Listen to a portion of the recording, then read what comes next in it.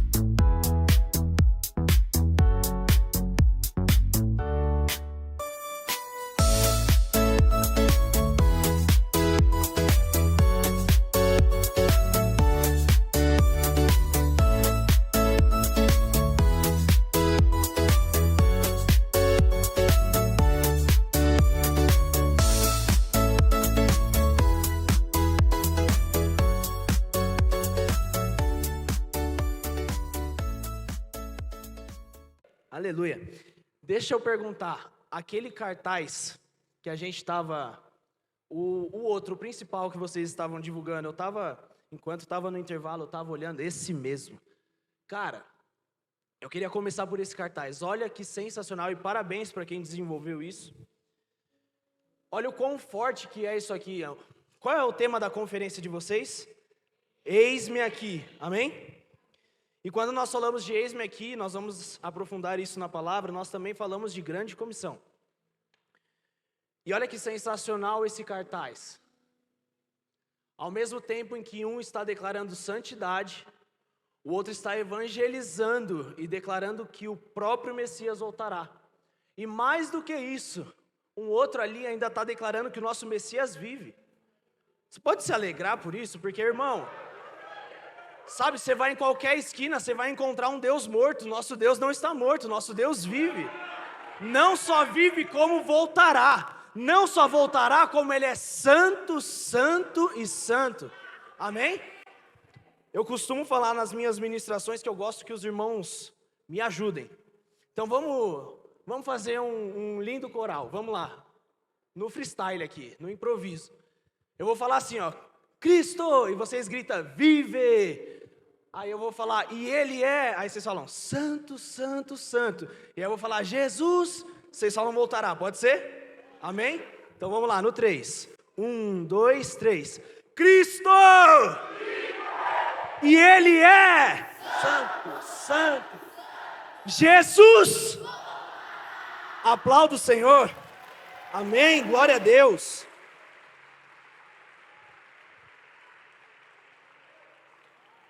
Meus irmãos, abram suas Bíblias aí comigo, em João 4,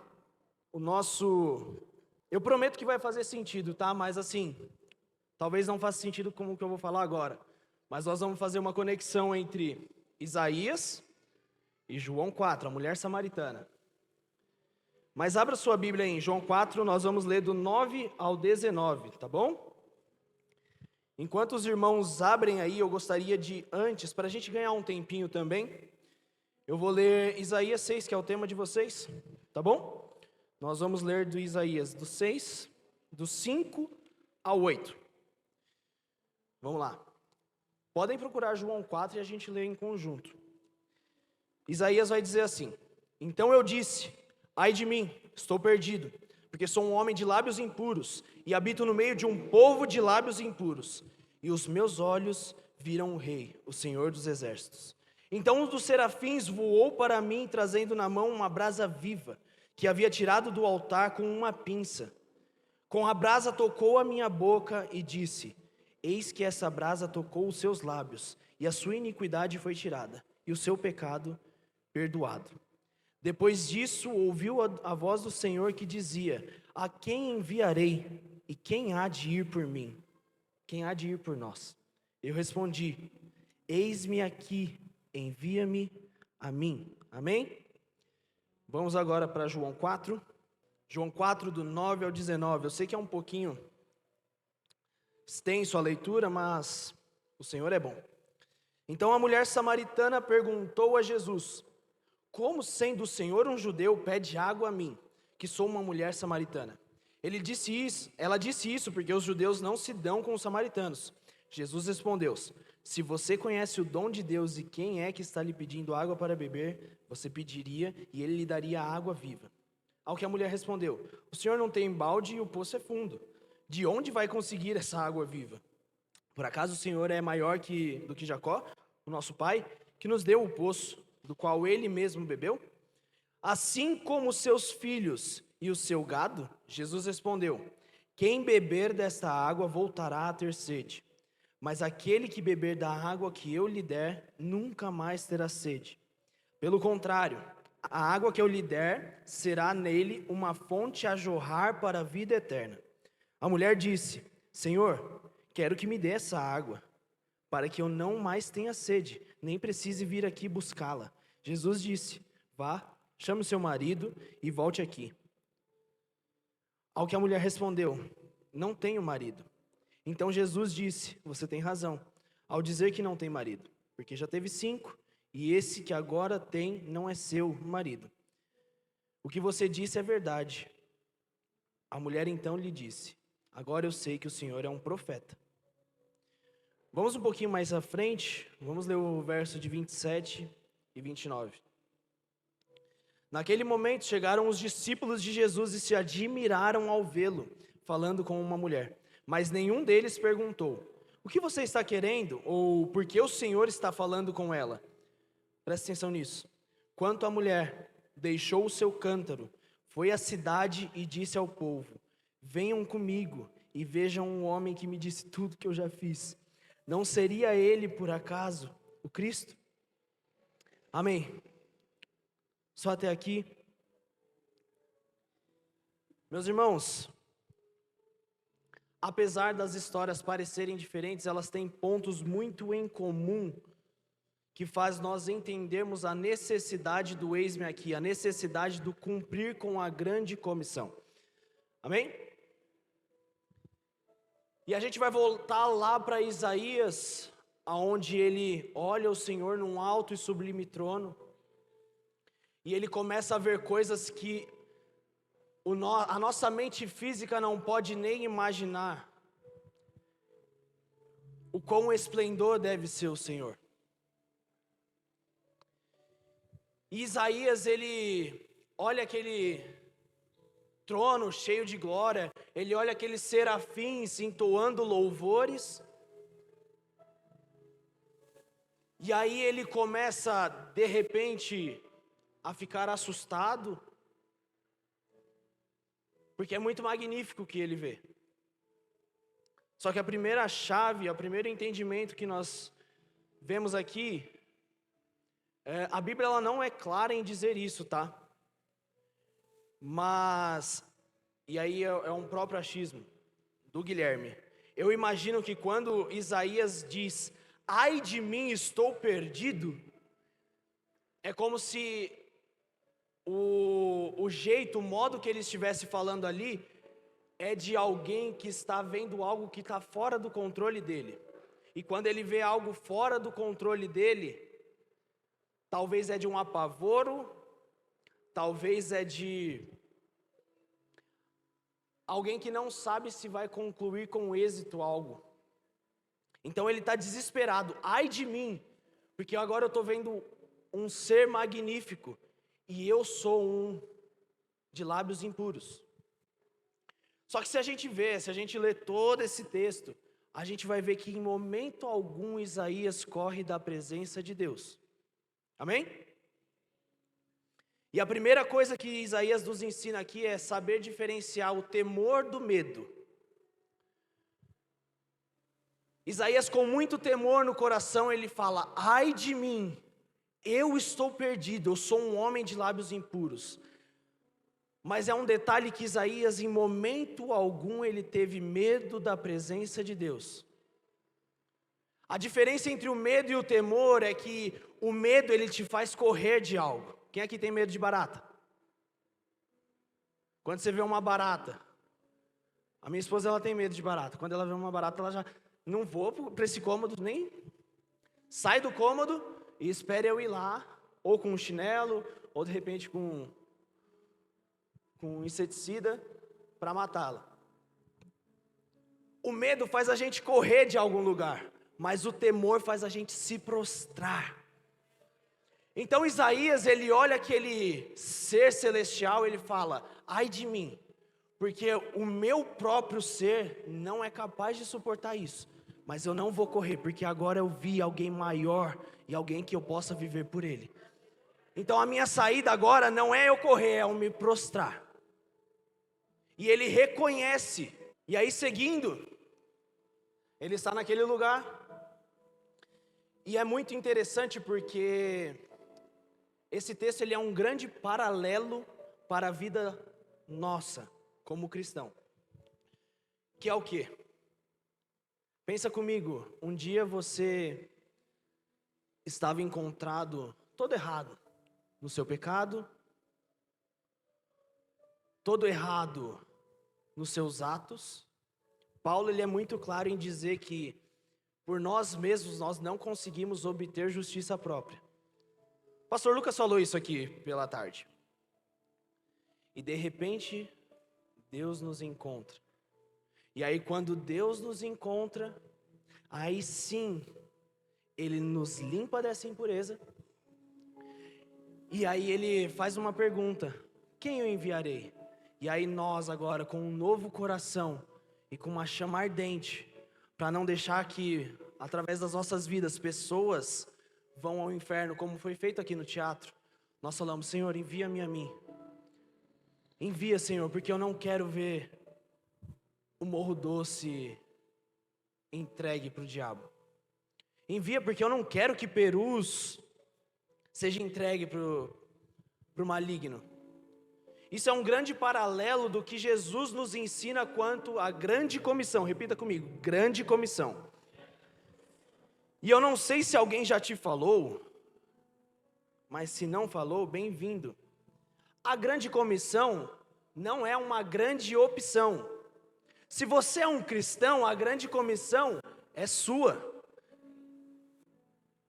Você não tem uma senha que você pega e espera e fala assim: ó, eu quero, assim como no exército, que você pode pedir para ser liberado. No reino de Deus não funciona assim. A grande comissão é uma obrigação de todo cristão. Spurgeon vai dizer que todo cristão, ou ele é um missionário, ou ele é um impostor. Ou ele é um missionário, ou você é alguém que cumpre a grande comissão, ou você é só mais um impostor entre nós.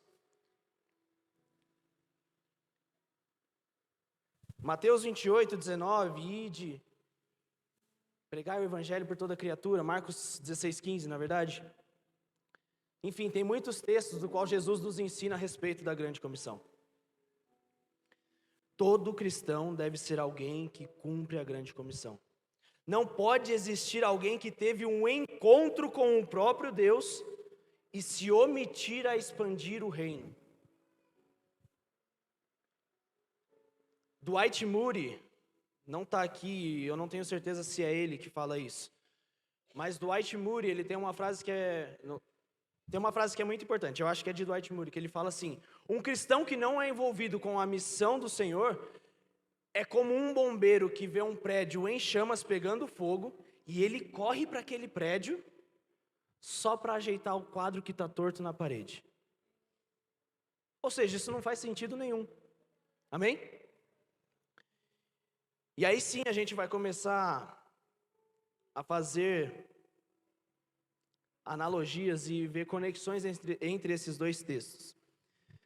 Vamos lá, eu separei em 5 pontos aqui que nós vamos abordar. E se você gosta de anotar ou não, o primeiro ponto é: para cumprir essa grande comissão, presta atenção. O primeiro ponto que Deus nos ensina através desses 2 textos: havia erro dentro deles que era necessário que fossem corrigidos.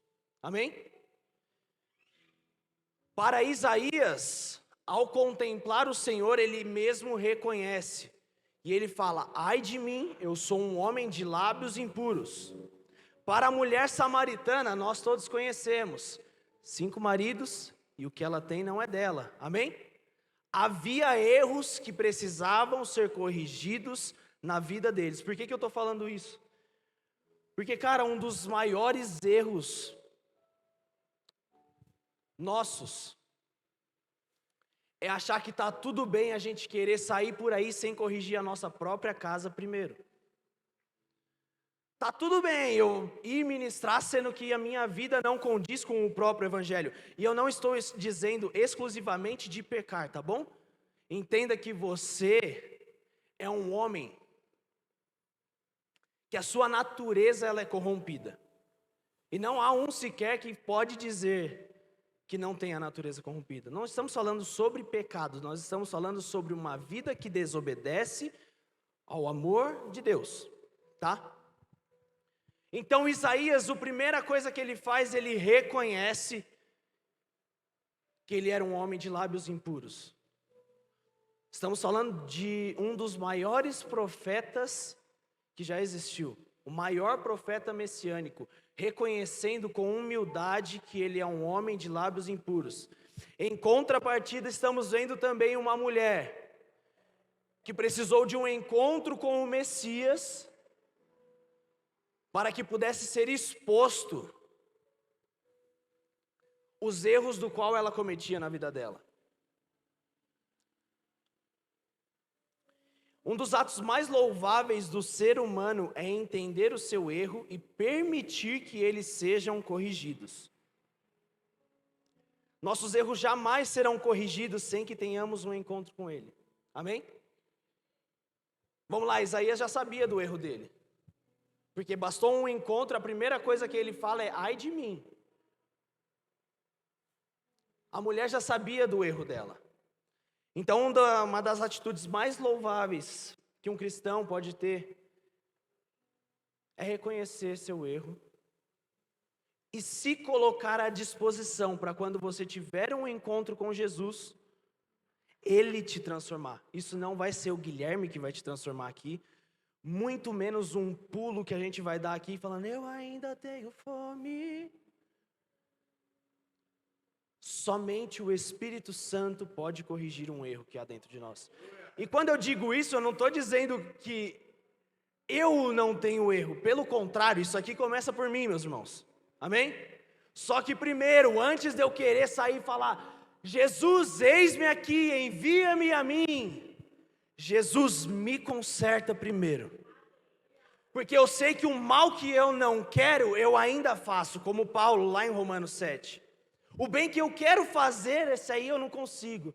Então, Senhor, me molde primeiro. Molde o meu caráter primeiro. Molde a minha vida primeiro. Que eu possa ter a excelência do Teu Espírito dentro de mim primeiro. E aí sim eu vou entender que é necessário alcançar pessoas lá fora. Segundo ponto que nós abordamos aqui: após colocado a casa em ordem, é necessário entender o propósito de Deus e se colocar à disposição. Amém? Então, o tratar de Deus e a forma como Deus trabalha é essa. Vamos lá, primeiro Ele te corrige e depois Ele te envia. Primeiro Ele te corrige e depois Ele pergunta: quem eu enviarei? Quem há de ir por nós? Ou então, como aquela mulher samaritana, que após ter esse encontro com Jesus, a gente leu aqui, Jesus começa a expor os erros dela e ela começa a ter um encontro e de repente ela fala: não, realmente o Senhor é um profeta. Mas quando o Messias vier, aí Jesus se apresenta e fala: eu sou o Messias. Então a primeira atitude que ela tem após esse diálogo é largar o cântaro. Presta atenção, ela foi naquele poço com o propósito de buscar água. Só que um encontro com Jesus, ele é suficiente para transformar toda a nossa vida. Se no momento da sua vida você estava caminhando com um propósito, vamos falar na analogia da mulher samaritana, de buscar água dentro do poço, se o propósito dos seus atos era buscar água dentro de um poço, quando você se encontra com Jesus, tudo perde o sentido se não cumprir o chamado dele. Então ela vai até aquele lugar com um cântaro, ela pega a água, só que a Bíblia ela é clara em dizer, no verso 29, se não me engano, a gente leu, que ela larga, ela deixa para lá aquilo, a fim de voltar para a cidade e dizer: ei, venham ver aquele que falou tudo que eu já fiz de errado, será que não é ele o Cristo? Ou seja, um encontro com Jesus, ele é suficiente para transformar por completo a sua vida. Por completo, não é 90%. Cristo não quer te ver 90% convertido, muito menos 50% convertido. É algo do qual você fazia e agora você não pertence mais a isso. Amém? Então, após colocar a casa em ordem, nós precisamos também nos colocar agora como disposição. E infelizmente, cara, uma das coisas que a igreja brasileira como um todo tem feito de errado. Eu até compartilhei um vídeo com o pessoal esses dias atrás, que é muito engraçado. A gente faz o processo ao contrário. A gente fala para ele vir, a gente pega o que ele tem de melhor, que é expor ele, porque ele é bom em cantar, porque ele é bom em pregar, porque ele é bom na mídia, porque ele é bom nas artes, porque ele é bom em tudo isso, e a casa dele está totalmente corrompida. E aí a gente vai vivendo, de hype em hype. A gente vai vivendo. Como igreja brasileira, a gente está lotado disso, cara. A gente está lotado disso. Lotado de pessoas que sobem aos púlpitos. E eu falo isso porque, infelizmente, eu já presenciei isso quando eu era mais novo. Que não foram ainda tratadas pelo Espírito, mas por ela ter boa argumentação, ou por ela ter um bom diálogo, uma boa didática, ela se cresce. E aí ela vai fazendo disso o Deus dela, e não Jesus Cristo, o Senhor dela.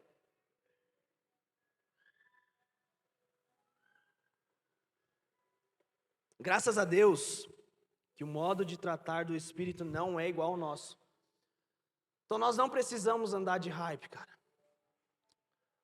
Nós não precisamos, com todo respeito, da melhor música para sermos tratados. Nós não precisamos do cantor mais afinado, ou do pregador mais didático aqui. Nós precisamos que o nosso caráter seja moldado em Cristo. Nós não precisamos de boas palavras. Sabe o que acontece quando nós caminhamos nessa verdade, no qual nós não fomos tratados ainda dentro da nossa casa, dentro do nosso coração, e queremos sair para fora para evangelizar? Nós somos grandes pessoas que adquirem boas palavras. É bem verdade, irmãos, que não precisa, eu particularmente, eu não precisaria ter estudado uma mensagem para trazer aqui. Hoje a gente tem inteligência artificial.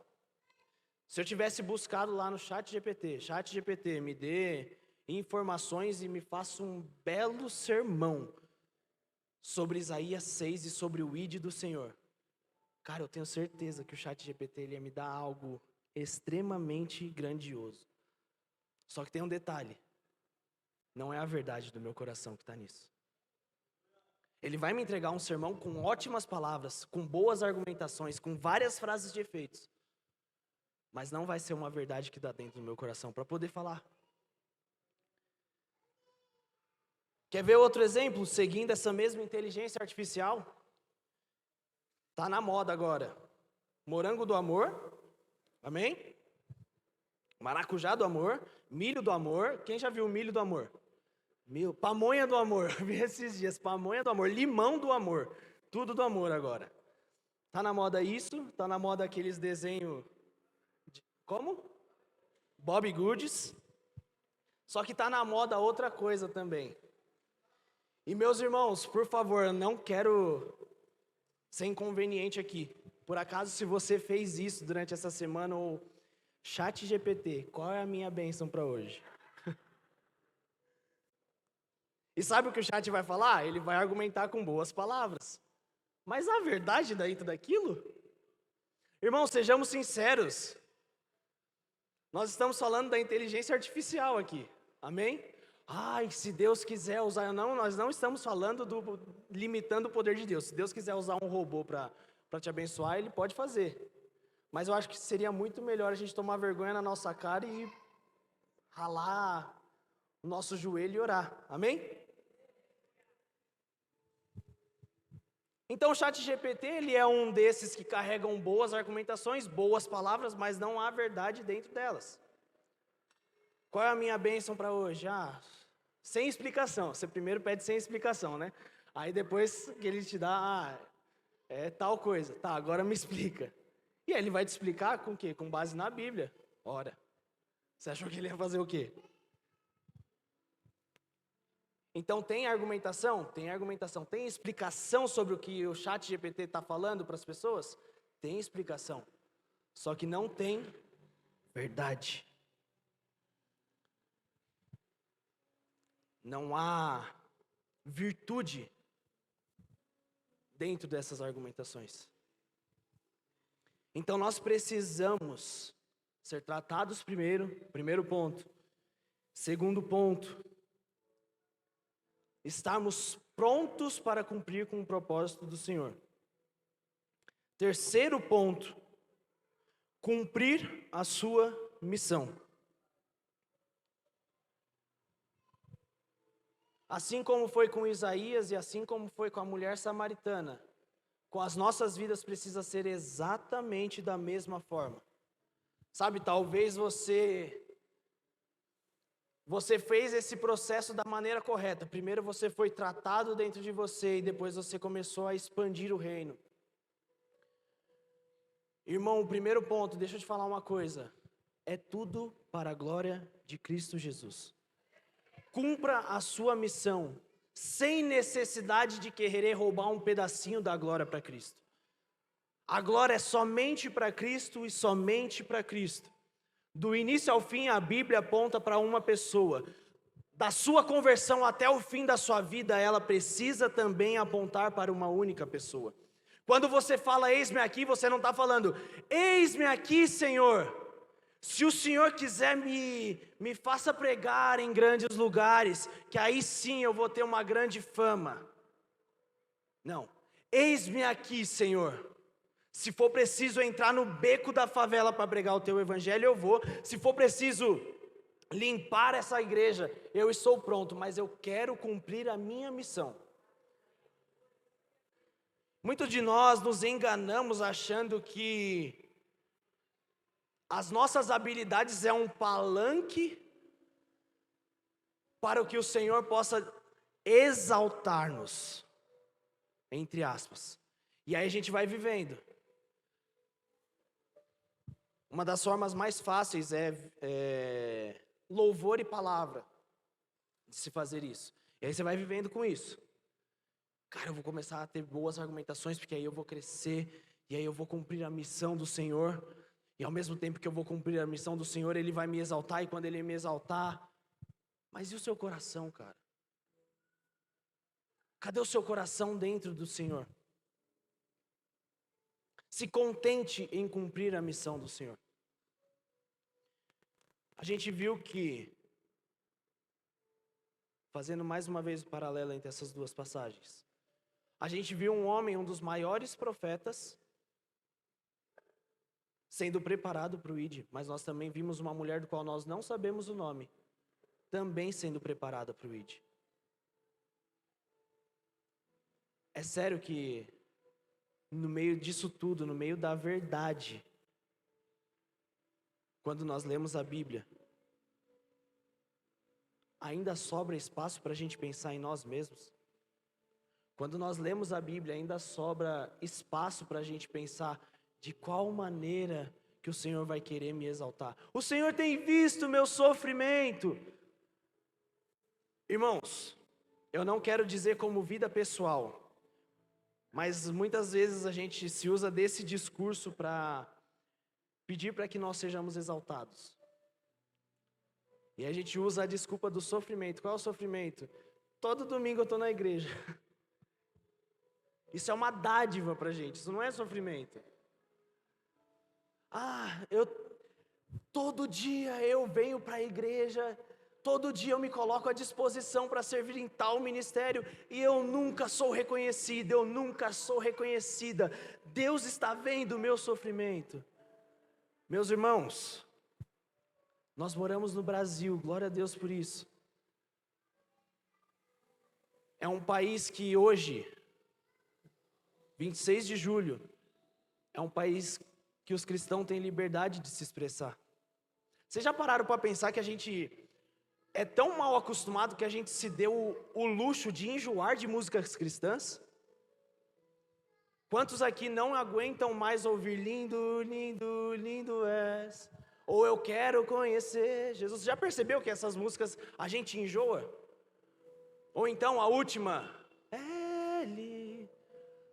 Irmãos, não vem falar que você não enjoou, porque a gente sabe, cara. A gente se deu ao luxo a ponto de ouvir coisas que exaltam o nome de Deus e ainda assim nós optarmos por não ouvir. Faz sentido o que eu estou falando?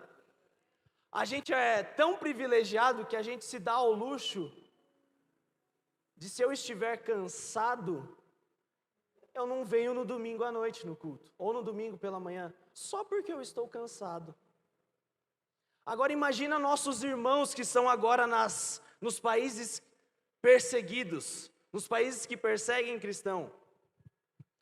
Uma vez eu não me lembro qual era o missionário, cara, mas ele disse que ele estava fazendo missão na China, e a China é um desses países que perseguem os cristãos. E a igreja daquele local, eu não lembro também se era a capital, não lembro de cabeça, me perdoem. Mas ele dizia que era uma igreja subterrânea, porque eles não podiam de forma alguma manifestar publicamente a fé em Cristo Jesus. E o culto deles duravam 12 horas. Todas as vezes que eles se encontravam, duravam 12 horas. Quem aqui está cansado porque a gente começou às 3? E eles duravam 12 horas. E acabava o culto, eles não sabiam o que fazer, porque eles queriam continuar nessa presença. E aí esse missionário, ele foi conversar com esses chineses. E aí um irmão chinês olhou para ele e falou: cara, nós queríamos muito que a nossa igreja fosse igual à igreja nos Estados Unidos, sabe? Que tivesse liberdade para poder adorar em qualquer lugar, que tivesse liberdade para poder livremente usar uma roupa. E vamos abrir um parênteses, que roupa linda que vocês estão do Set on Fire, cara. Nossa, show demais. Usar uma roupa que prega o evangelismo. Como nós queríamos estar num lugar onde que seria livre para nós manifestarmos. Como seria bom nós estarmos nos Estados Unidos para ser cristão. E aí esse missionário, ele olha para aqueles irmãos e diga: não, vocês não gostariam porque a fome de vocês cessariam. A fome de vocês por estar em um ambiente 12 horas, sem cessar, vocês se dariam ao luxo de querer só parar. Irmão, a gente só para de orar. Já percebeu como que é? Não é possível que isso seja só comigo. Não é possível que a gente tenha uma semana, tenho uma semana turbulenta, e a última coisa que eu penso é orar. Olha o quão bom Cristo é com nós e o quão terrível nós somos com Jesus. Cumpra o seu propósito. Cumpra o seu propósito sem esperar que você vai ser, entre aspas, um grande homem de Deus. Porque se você entende o seu lugar no reino, você entende que você nada mais é do que um mendigo. Spurgeon vai dizer isso, uma frase que me impacta muito. Spurgeon diz: o evangelho nada mais é do que um mendigo que encontrou pão e ele racha esse pão para compartilhar com outro mendigo. Então assim, se Deus te exaltar, que Ele pode fazer isso, nós não estamos limitando Deus. Se Ele te exaltar, entenda que em momento algum vai sair dessa posição de mendigo. Amém? Porque você não consegue ser declarado justo por você mesmo. Então entenda que quando você se coloca para cumprir o eis-me aqui, envia-me a mim, não é um sentido de eis-me aqui, Jesus, porque eu não aguento mais essa vida que eu estou tendo de sofrimento. Eu preciso dar um upgrade. Jesus, eu entendi o quão prazeroso é te servir. E agora eu não consigo fazer mais nada senão apontar a minha vida inteira para ti. Então o que o Senhor quiser fazer da minha vida, faça, porque eu estou pronto, Jesus. Se tiver que fazer Satanás dar marcha ré no Morro Doce, nós vamos fazer, mas nós estamos prontos. Se tiver, Jesus, eu espero em Deus que ninguém siga o exemplo de Isaías e andar nu, amém? Estamos em outros tempos.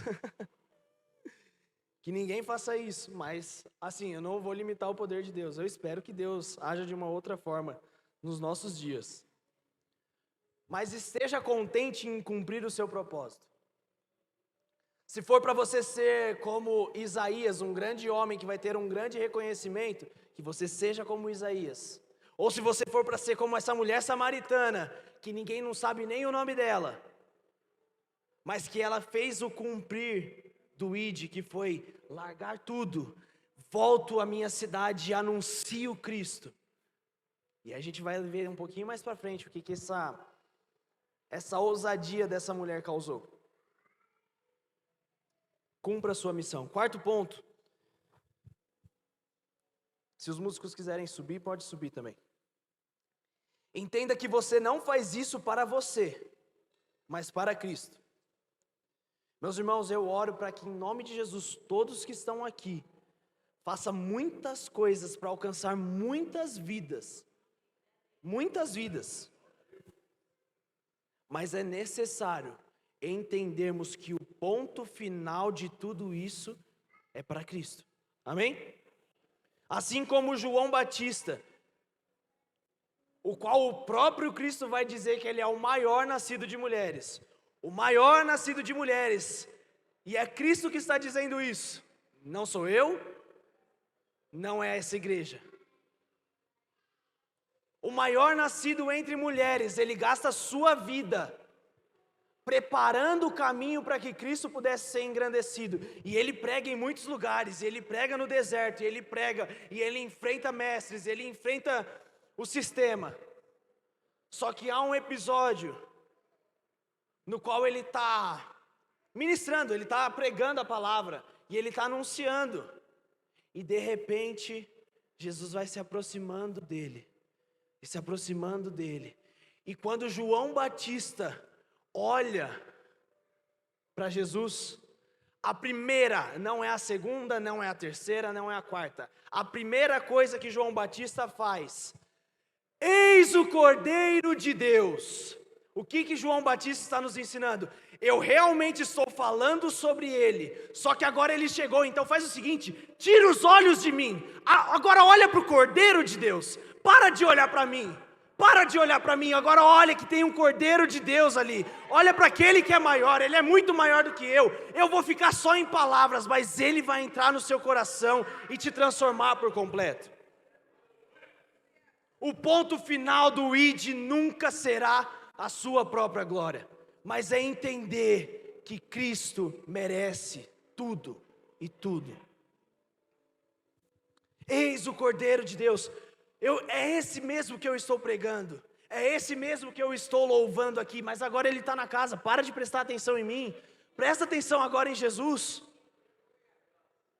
E os nossos olhos então se voltam para Jesus. E nós vimos aqui, tanto na tarde, quando Jesus se faz presente, quanto aqui à noite, quando Jesus se faz presente, cara, o quão digno e quão maravilhoso é. E essa mulher samaritana, ela teve a mesma atitude. Nós não conhecemos, nós sabemos pouquíssimo sobre a vida dela. Mas olha o que lá na frente, João 4, 41 e 42, vai dizer assim: muitos outros creram nele, por causa da palavra de Jesus. Presta atenção.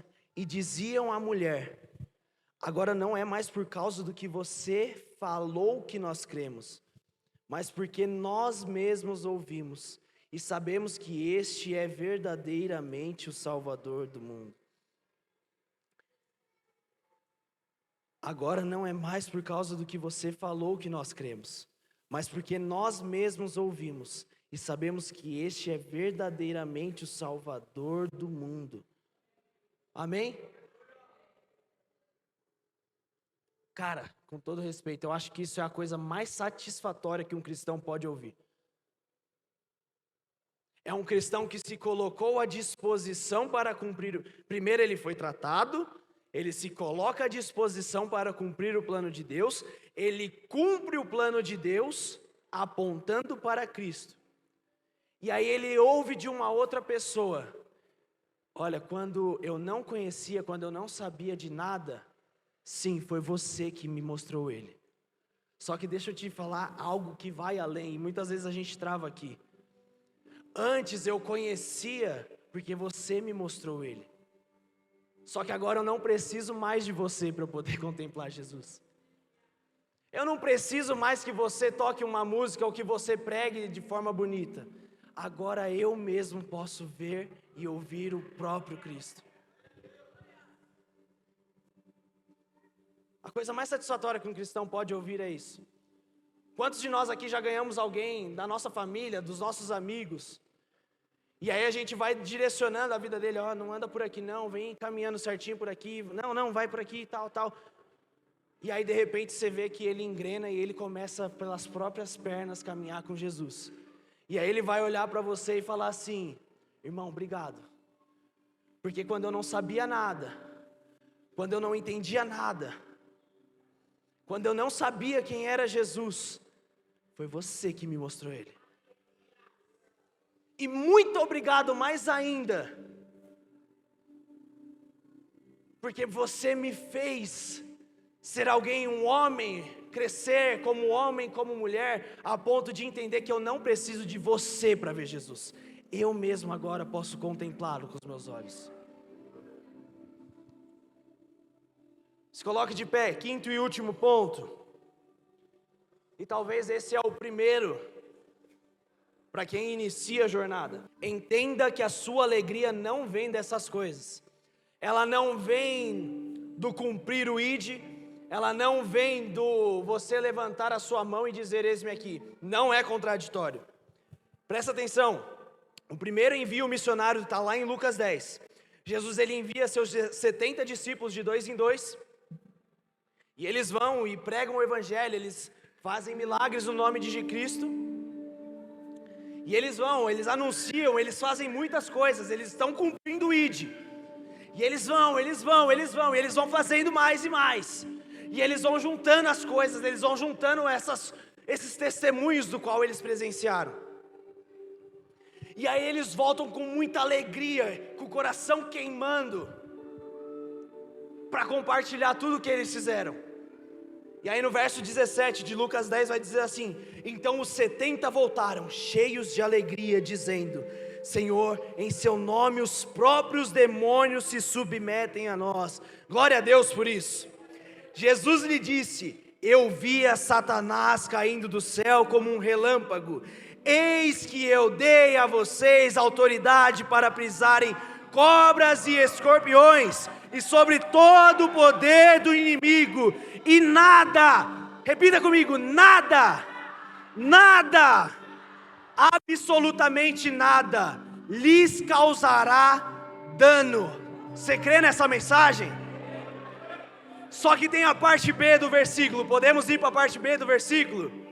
No entanto, alegrem-se, não porque os espíritos se submetem a vocês, e sim porque o nome de cada um de vocês está registrado no céu.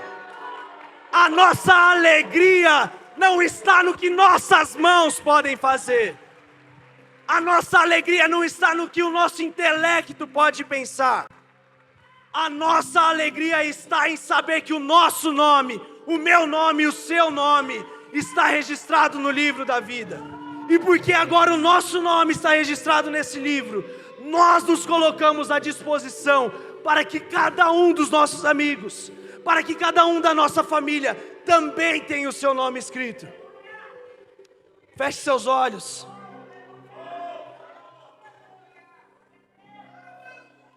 Enquanto a banda vai entoar aqui